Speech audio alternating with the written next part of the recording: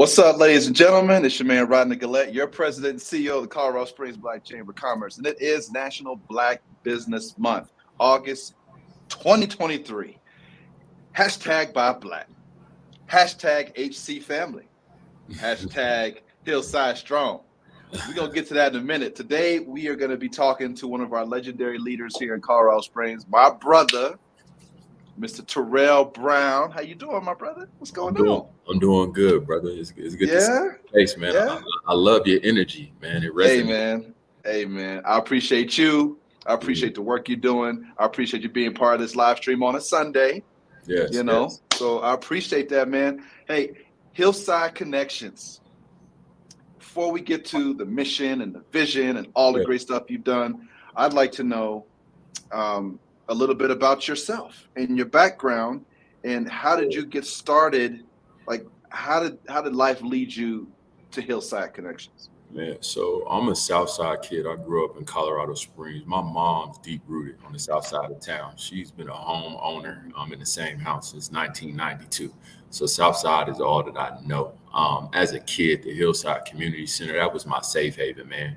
Every day during the week, during the summer months, I walk down there with my ball. And Kenny Callum, he was the head assistant coach at Palmer High School right downtown. He actually ran the center when I was a kid.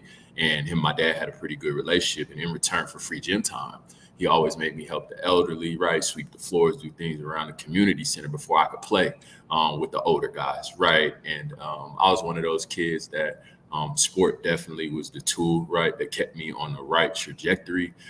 Just context about my family tree. We have some successful folks, right? But drug addiction, things like that, that really hit my family tree really hard. And folks who made the wrong decisions. And I was always observant, being the baby in my family. So sport, mentorship, giving back, that was just engraved in me at an early age. And I was talented as a kid, Rodney. I was a kid that was recruited from the south side of town to go to a private school, 7th through 9th grade. So I was exposed to the business side of sport when I was 12 years old, right? So in return for a scholarship to go to the Colorado Springs School in the Broadmoor, right, we had to help them win games. So I went to the Colorado Springs School. And that was my first time, man, 7th through 9th grade, hearing about an ice cream social, right? Hearing about a family. I'm like, what are you talking about? I'm like, I've been to the Cheyenne Mountain Zoo a couple of times, but I didn't necessarily feel like I had a place, right, with the top 2%ers in the state. But little did I know that was the right, direction that God was leading me in during that time, man. So went to a private school, 7th through 9th grade. My family still lived on the south side. I still got my hair cut on the south side even during them times. But as I said, my mentor was a coach at Palmer High School, and Palmer was deep rooted in me. Sierra High School Stallions, right? The history of what they had going on was deep in me. Harrison Panthers, like I knew the history of the South Side since I was a kid. South Junior High School, that used to be the old police department now. Sam Dunlap had engineer, sports development, youth development. And these are things my uncles and mom benefited from, right? So I'm at this private school and there's a guy by the name of Reggie Jackson who was at Palmer High School. During my freshman year, I was at the private school and Reggie had the gym booming. And I said, man, what am I doing over here? I'm supposed to be at home, right? Right at home. So I ended up leaving my freshman year at the Colorado Springs School to go to Palmer, 10th through 12th grade. And during those years, we didn't live up to expectations, meaning we didn't win a state title at Palmer. But I was gifted enough to get, a couple D1 scholarship offers. Didn't want to go to DU. I rushed into a decision and went to University of South Dakota. Interesting. University of South Dakota, right? They gave you the best deal, though, right? That was an offer you couldn't refuse. That's why you went there. I was young, naive, in a sense. And, one thing, if I could redo it, man, I would tell any young student athlete, right, who's gifted in a sense to do their homework on what college that they're going to. Because these, it's a business of sport and it can be a used car salesman approach. And when you get there, it's not what you think it is. You're away from home, right? So nothing against South Dakota. It just wasn't the right fit for me. Went the JUCO route after that. I had 2 years eligibility, went to JUCO at Terrell Junior College. I lacked patience, Rodney. Played there 1 year. We lost in the region championship. Still can't get over the hump. Then I ended up leaving, going to Montana State University with 3 years of eligibility because there was a coach from Denver that knew me since I was a kid. Damian Lillard at Portland. He just left with the Portland Trailblazers. He just left the Big Sky Conference. And I'm still thinking about ball, right? 6'4" guard. I can go play basketball for money one day, right? Right God on. didn't have that story, in line for me. He had a different direction. I started as a sophomore at Montana State. Going into my junior year, there was a coaching change. My fourth ball, 4 years. During that junior year, before that, my intuition was speaking to me, right? And I'm like, I know I met some people in the Broadmoor when I was a kid. I heard about this foundation called El Pomar Foundation. I Right need to on. develop a skill outside of sport. I don't know what that looks like, but this ball stuff kind of ain't working out as planned, right? So I cold called Thayer Tut, the chief investment officer. Yep. A What's great up, Thayer? I'm like, Thayer, y'all have an internship program, right? He's like, yeah, I'll get back to you in a couple of days. And he connected me with Mr. Theo Gregory, a good friend and mentor to this day. And I served as an intern at El Pomar before that terrible junior season, right? So we only won 7 games at Montana State that year. I got cut going into my senior year, and it was a hard time in my life because the coach really told me, he said, hey, Brown, I wish I had a reason to do this.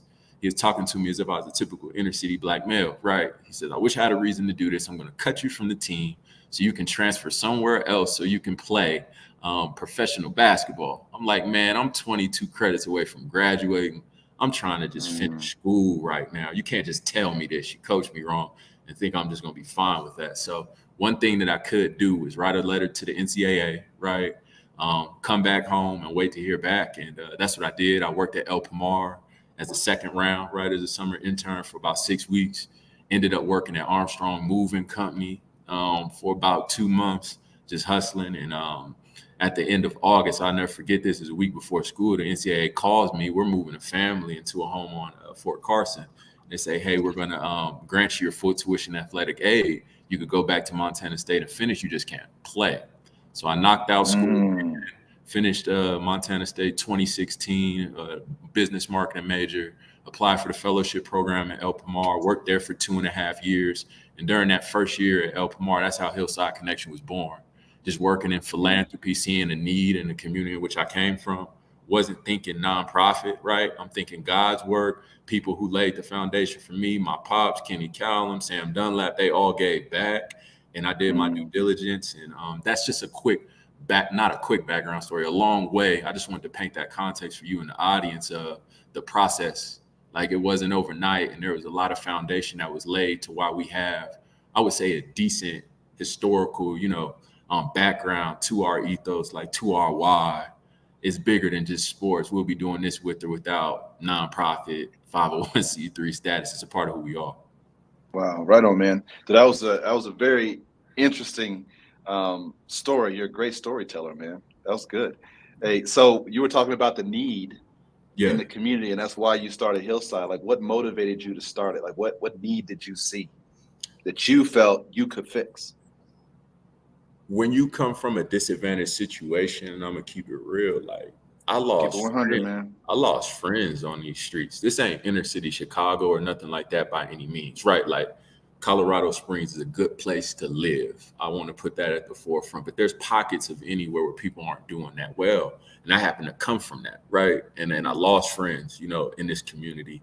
I saw, bad decisions. And I was one of the chosen ones. I felt like being at a table at El Pomar, learning about the business of philanthropy. I don't want to say obligated, but God put it on my heart to try to create change through the platform I know best, and that's basketball, and that's youth development, that's community, and that's the why behind it. It's bigger than myself. So tell me, purpose is good. Yeah. And answering your calling is even better.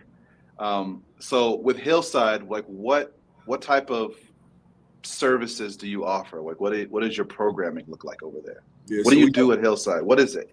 So we're a 501c3 public charity. Our mission is designed to leverage the game of basketball to create pathways to opportunities for kids in Southern Colorado Springs. When I say kids, right now we're serving over, I would say, 750 young boys and girls annually via a 5-tiered approach towards youth development. And we're doing so without a full-time staff, Rodney.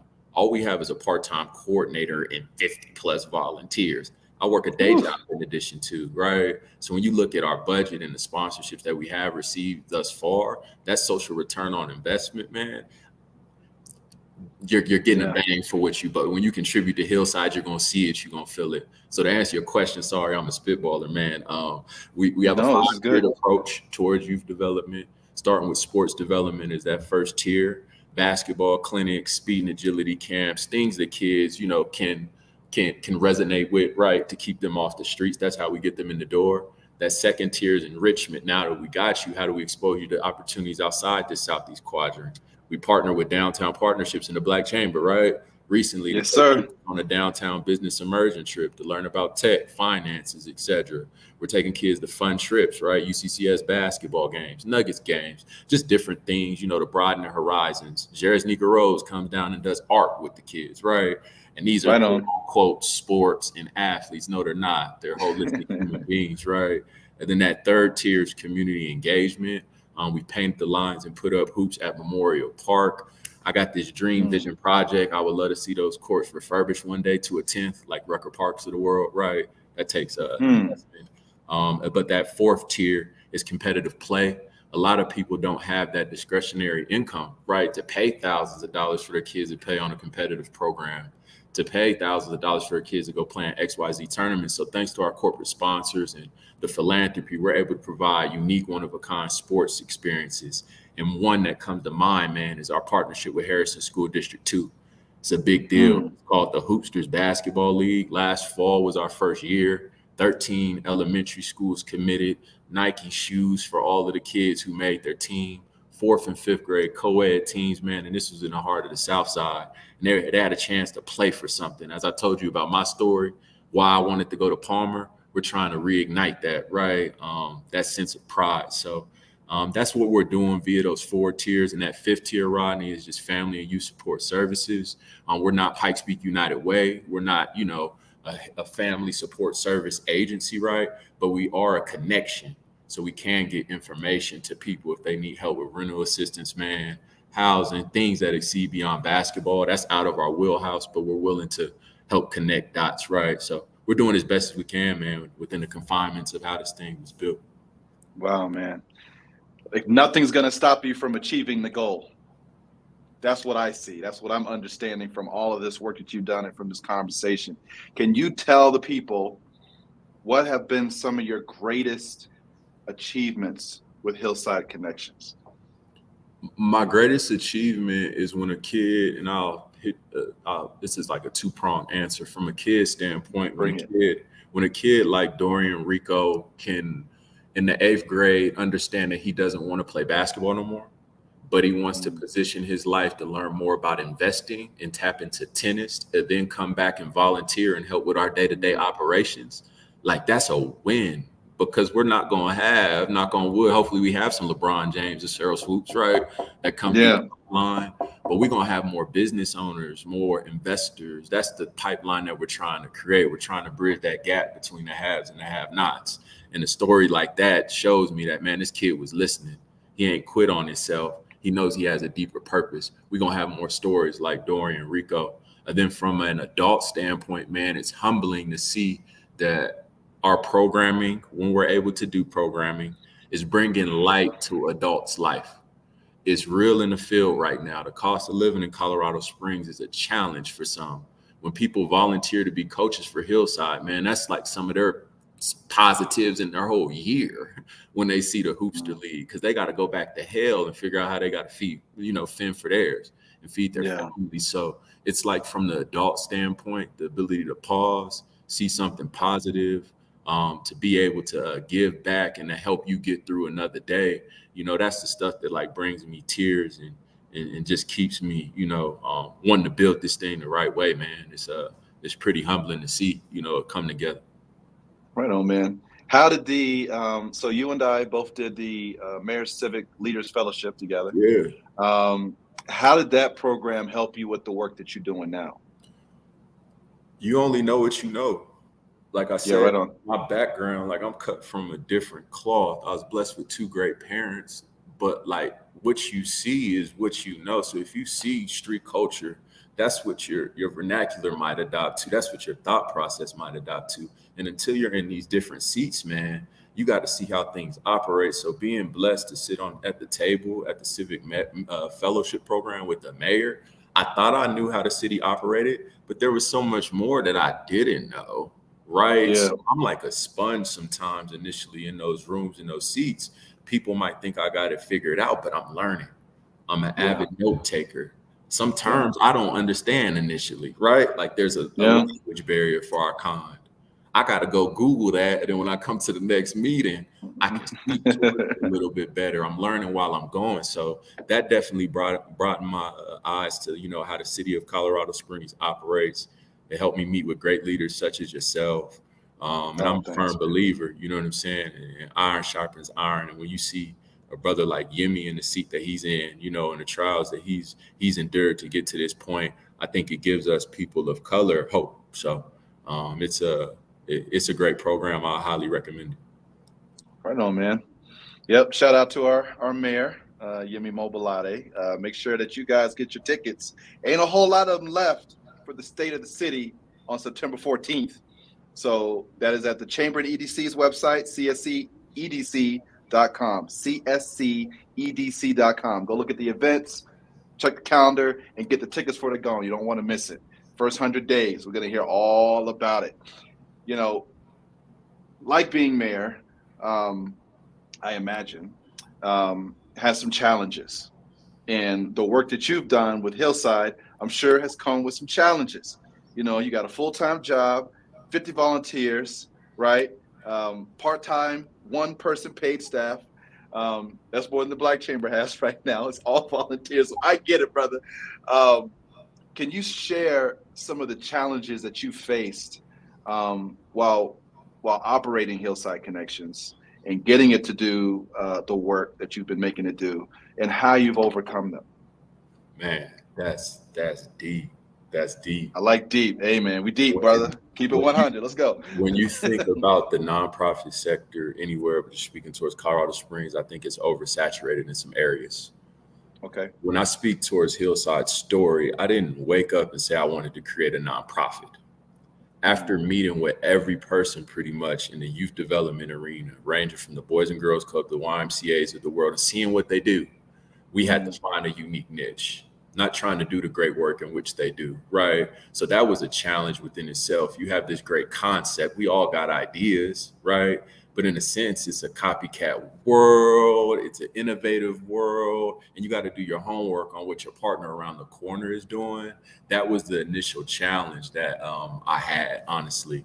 And thanks to Colorado Springs Sports Corporation for serving as our fiscal sponsor until we became a 501c3, we were able to, and this was the second challenge, if you want to, and I'm using Nike, right? This is my shameless plug for Nike. If you want to build an empire like Nike, right, before you become Nike, like today, right, before you become where Hillside Connection is at today, I think you got to operate and think like that before it even happens.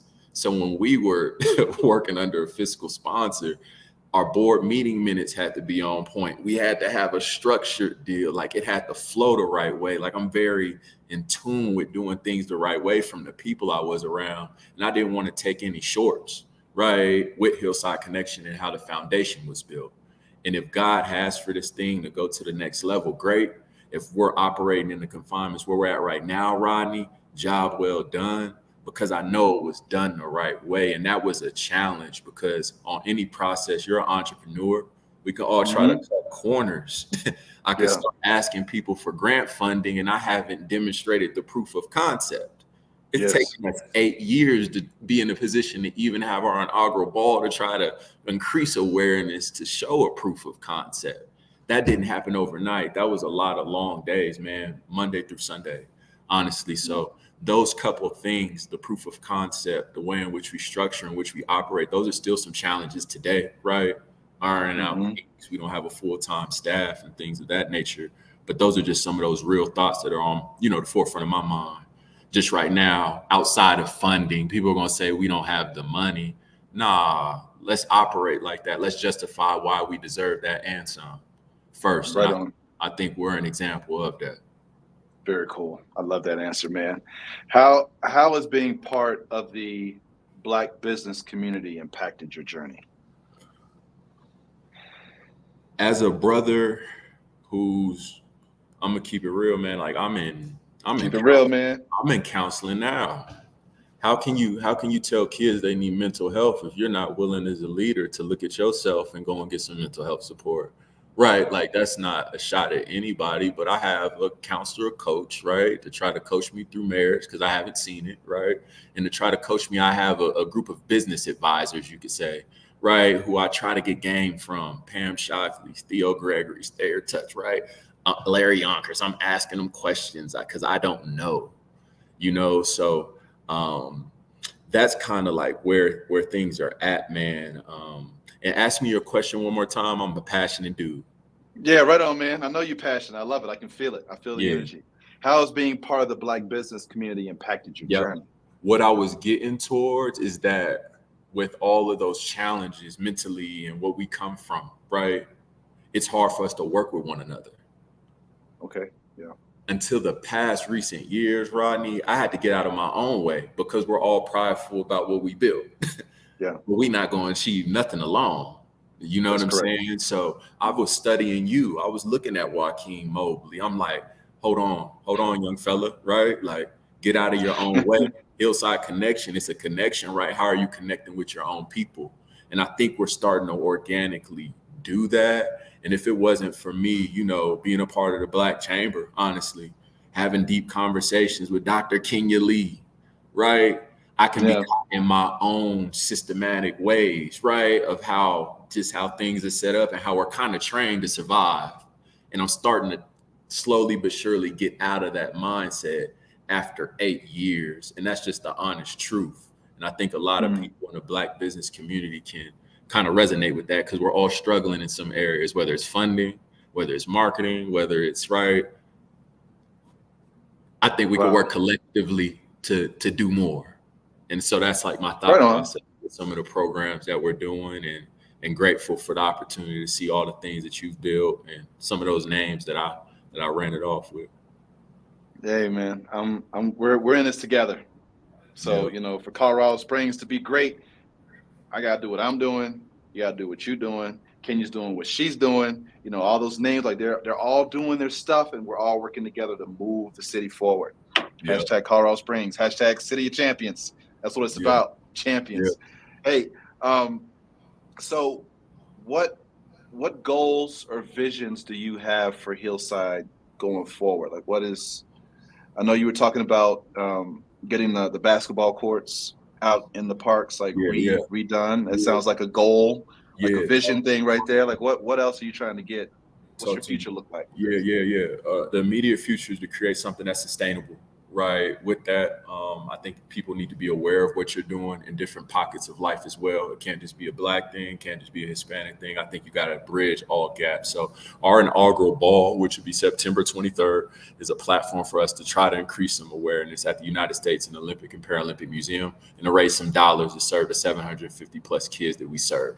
That's an Tell me immediate more about this. What is right this? now. It's an event you Right. got coming up? Yeah. That's an event we got coming up September Okay. 23rd at the United States Olympic and Paralympic Museum. We got a laundry list of sponsors, the MC and Dr. Regina Lewis that was committed just recently. Yay. We're ironing out the Right kinks, man, on.